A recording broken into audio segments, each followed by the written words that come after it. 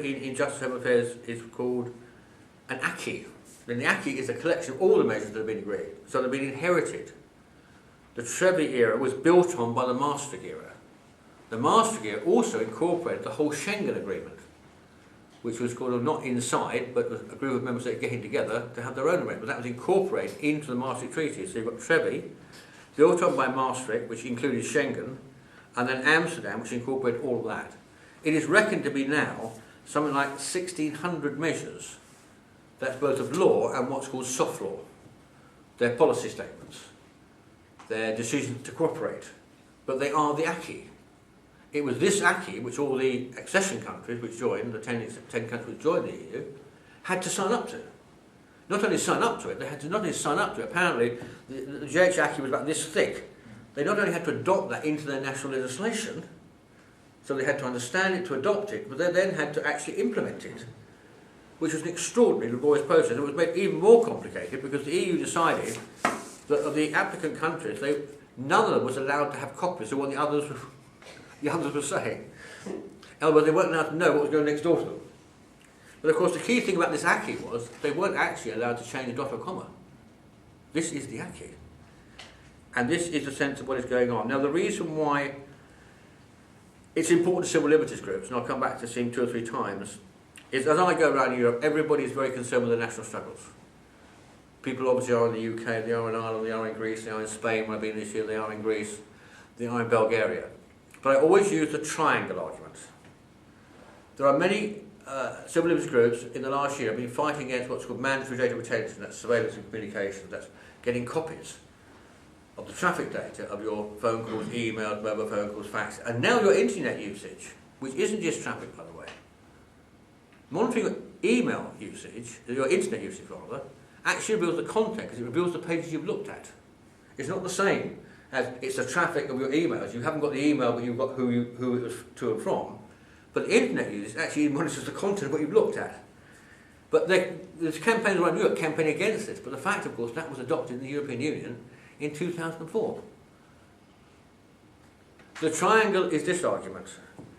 This is when we try and spot things at this bottom end of the triangle. When things are emerging as issues in the European Union, we're trying to alert people, look, there's an issue coming up here. The decision is then taken in Brussels.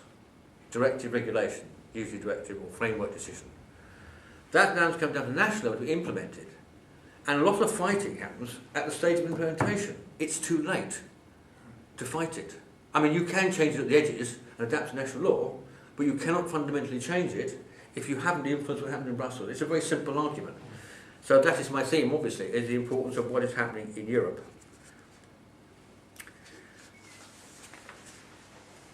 On to the major subject. Again, I always want to be historical, because the one thing about the European Union, it always wants to forget history. They have this great saying that the Belgian Prime Minister used about the European Union. So they said the European Union is like a man on a bicycle, and if he stops pedalling, he'll fall off.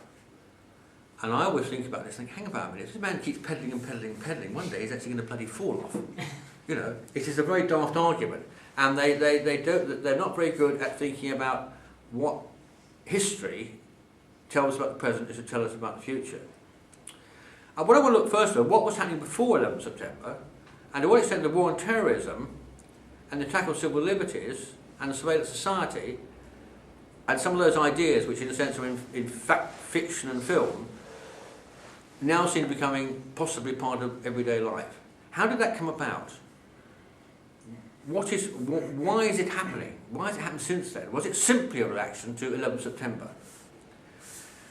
Here's a bit of economics and background. I mean, in the 1980s, we all know this in a sense, it's very obvious. In the 1980s, globalisation was well underway. By the late 1990s, it was in place for us all to see. Global markets based on free market, liberal economics, global capitalism, to give it its proper name, was moving swiftly from demands for raw materials, control of private and public services all around the world. And then, of course, with this global marketplace, they could exploit their knowledge, their capacity, its control of technology and of science, which could be used to create universal systems and standards, because that's what we're talking about here. It was the West, maybe added to by China and India now, but in that critical period, it was the West that had this knowledge of technology, knowledge of science, and could see ahead lots of money to be made out of universal systems which would start out in the developed world, in Europe, United States, and then could be sold as universal systems across the rest of the world. But what happened before 2001 is that this development technology, while it was there, it was bumping into concepts of privacy, rights, data protection, accountability, the rule of law. The norms of liberal democracy were still holding things back. I remember Enfapol 98, which was when the EU and the US were working together to try how could they intersect communications. And they were trying to get through the EU, and there was a big civil liberties campaign, which we were part of with others like Privacy International, and we couldn't stop because of the sheer publicity. And in a working party report, a report we weren't meant to have, they recorded, well, we want to do it, said the police officers, but there's not much political support. There's no political support for what we can do. And that was 1998. But when you look at it then, when you look at 11th September, when that scenario changed, on the 25th of September, there was a Special Justice and Home Affairs Council meeting. Mandatory data protection was straight back on the agenda. The 11th of October 2001 was the Bush letter. George Bush letter 42 demands to the EU, including mandatory data retention and fingerprinting of passports. Two measures I would like to point out that he never dared introduce in the United States. Haven't got that in the United States, but we're going to have it in Europe. It's been agreed, it's not happening. Well, mandatory data protection is happening. Fingerprinted passports is going to start next year in real across the whole of Europe. In that era, they produced the draft framework decision on combating terrorism and the European arrest warrants. I remember ringing up Thomas Mathieson, a friend of ours, old friend of ours, Professor Thomas Mathieson, in Oslo, saying, Thomas, we've got to be doing something, because nobody was saying anything after 11th September. He said, Tony, yes, we have. So we came out and we said, this definition of terrorism is dangerous, because it actually could be applied to trade unionists and to protesters and demonstrators.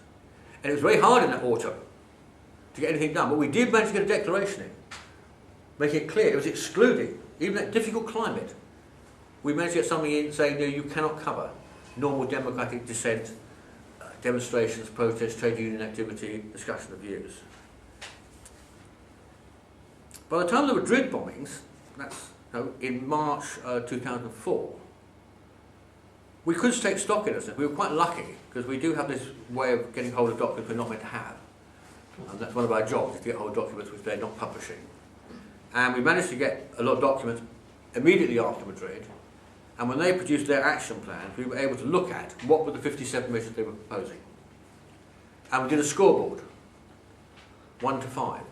What's the relevance of each measure to tackling terrorism? Is it 5, it is about terrorism, or is it 1, little or nothing to do with terrorism? And we checked it out with people like Mike Tomlinson, Paddy Dard and others, and other academic people saying, are our standards right? And we found that 27 of the 57 measures had little or nothing to do with tackling terrorism. And that scoreboard has been downloaded, something over 300,000 times by people, as a standard. But this was telling us something. What it was telling us was that in that period, from 2001 was the first 3 or 4 years, up to and after 2004, we were being told that everything was necessary because it was exceptional, it would be time limited. But we now know it's permanent. Largely permanent. It's not time limited anymore. Many of those laws that come in have not been dropped after 4 or 5 years. Yes? They've been added to, is what we've seen in the European Union and in effect therefore at national level. Although we have seen a shift, the shift we've seen is the exceptional isn't just permanent, it now defines the norm. What do I mean by that? They use the example in the European Security Research Agenda people. They say, take the case of somebody with a car which is stolen. They want to know where their car is when it's stolen. Therefore they need a chip in their car. So the police can go and find the car. On the other hand, people don't want to be tracked where they're going in their car. The other example they use is, what if you're ill? You need an EU health card with a chip on it with a whole medical record on it. On the other hand, you don't want everybody to get access to a medical record. Now, if they were offering choices, you can have a chip if you want to in your car, or you can have your medical record on it, fine. But no, they're making the presumption that every car should have a chip on it, that everybody should have the medical records on the EU health card. There's that presumption, in other words, the exceptional situation of losing your car and being ill,